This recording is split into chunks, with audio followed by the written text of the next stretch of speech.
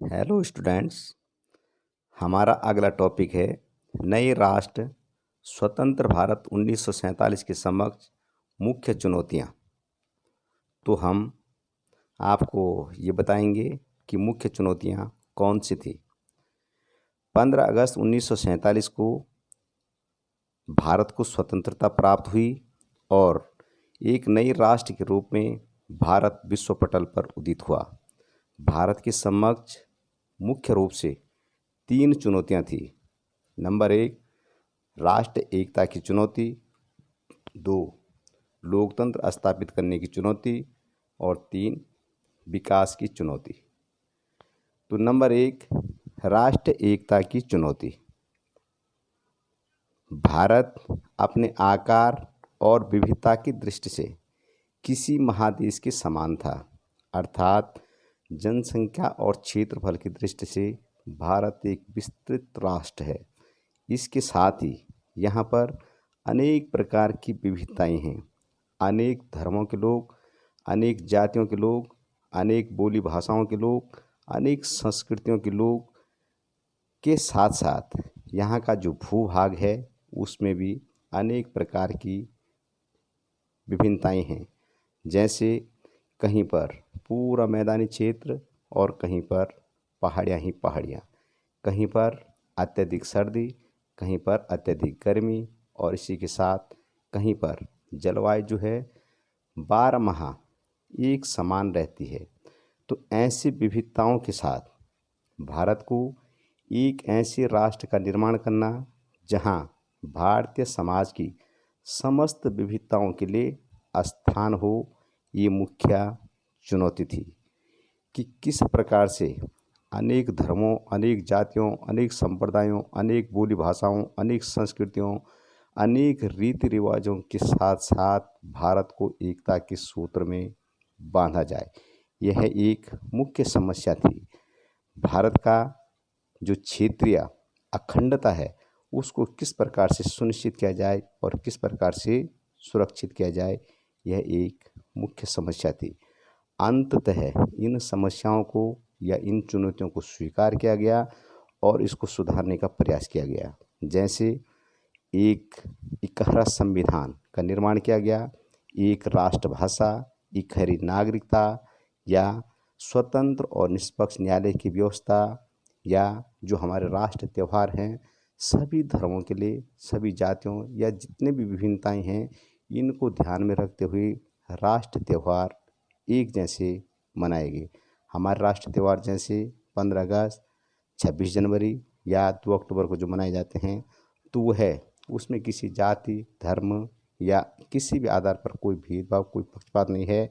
संपूर्ण भारत के लोग उसको बड़े हर्षोल्लास के साथ मनाते हैं। तो जो राष्ट्र एकता की चुनौती थी उसको भी कुछ हद तक समाप्त किया गया या उसका निराकरण करने का प्रयास किया गया। नंबर 2, लोकतंत्र स्थापित करने की चुनौती। लोकतंत्र का तात्पर्य है जनता के लिए और जनता द्वारा बनाया गया शासन। सामान्यतः लोकतंत्र 2 प्रकार के होते हैं, प्रत्यक्ष और अप्रत्यक्ष।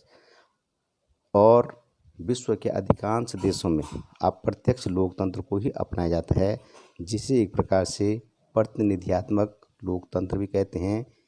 और भारत में संसदीय शासन के आधार पर प्रतिनिधित्वमूलक लोकतंत्र को अपनाया गया। इसके साथ ही संविधान में मौलिक अधिकार नागरिकों को दिए गए और इन मौलिक अधिकारों के आधार पर मतदान का अधिकार भी नागरिकों को दिया गया। हमारे देश में सार्वभौमिक या वयस्क मताधिकार को अपनाया गया। वयस्क मताधिकार का तात्पर्य कि जाति, धर्म, लिंग, वर्ण, क्षेत्र, संप्रदाय के आधार पर किसी के साथ कोई भेदभाव, कोई पक्षपात न हो, और जिस भी स्त्री पुरुष की आयु 18 वर्ष पूरी हो जाती है उसको मत देने का अधिकार दिया जाता है। तो हमारा लोकतंत्र, जो हमारा संविधान बना था, उसके आधार पर भारत को एक लोकतंत्रात्मक देश घोषित कर दिया गया। तो लोकतंत्र कैसे स्थापित होगा, यह एक मुख्य चुनौती थी। संपूर्ण विश्व में अटकलें लग रही थी कि भारत का लोकतंत्र सफल नहीं हो सकता है, क्योंकि यहाँ पर अधिकांश जनसंख्या निरक्षर है। इसके साथ साथ गरीबी यहाँ पर व्याप्त मात्रा में है। जब हमारा देश स्वतंत्र हुआ था या प्रथम आम चुनाव प्रारंभ हुए तो पहले आम चुनाव में केवल 15% मतदाता ही साक्षर थे और इसके साथ साथ 40 से 45% जनसंख्या गरीबी रेखा से नीचे जीवन यापन करती थी। तो कैसे भारत का लोकतंत्र सफल होगा, यह एक मुख्य चुनौती थी। तो तीसरी जो चुनौती थी, विकास की चुनौती। नए राष्ट्र के समक्ष तीसरी चुनौती विकास की थी। ऐसा विकास जिससे संपूर्ण समाज का भला हो, न कि किसी विशिष्ट वर्ग का। इस दृष्टि से भी संविधान में यह बात स्पष्ट की गई कि सबके साथ समानता का व्यवहार किया जाए। भारत कई सौ वर्षों तक विदेशियों की गुलाम रहा है और इस कारण से हमारी अर्थव्यवस्था एक प्रकार से चौपट हो रखी थी, क्योंकि विदेशियों ने एक प्रकार से हमारी अर्थव्यवस्था को खोखला कर दिया था। जैसे ईस्ट इंडिया कंपनी की स्थापना जब भारत में हुई तो भारत के जो छोटे मोटे लघु उद्योग या कुटीर उद्योग थे वे सारे चौपट हो गए थे और उस कंपनी के द्वारा जितना भी माल तैयार किया जाता था वह एक प्रकार से सस्ता और टिकाऊ भी था। तो इस कारण से लोग उसी को अपनाने लगे और वो जितना भी धन कमाते थे सब अपने देश इंग्लैंड भेज देते थे। इस प्रकार से हमारी अर्थव्यवस्था भी एक प्रकार से तहस नहस हो रखी थी। तो विकास कैसे होगा, इसमें अनेक प्रकार के मतभेद थे कि जैसे विचारधाराओं में अंतर। कुछ लोगों का मानना था कि हमें पूंजीवाद को अपनाना चाहिए और कुछ का मानना था कि साम्यवाद को अपनाना चाहिए, क्योंकि द्वितीय विश्व युद्ध के पश्चात संपूर्ण विश्व दो गुटों में बंट गया था। एक का नेतृत्व संयुक्त राज्य अमेरिका और दूसरे का नेतृत्व सोवियत संघ। एक था पूंजीवादी और दूसरा था साम्यवादी।